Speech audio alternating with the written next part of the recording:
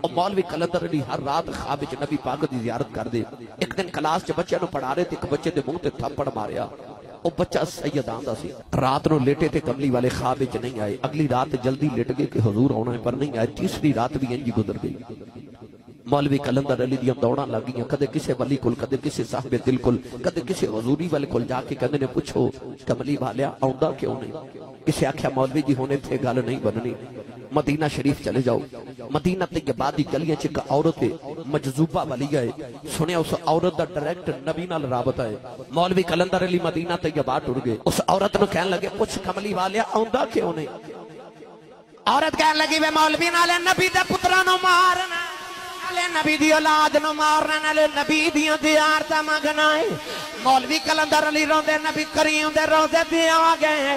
عرض کردے نے کملی والیا مینوں نہیں سی پتا بچہ سید آندا ہے.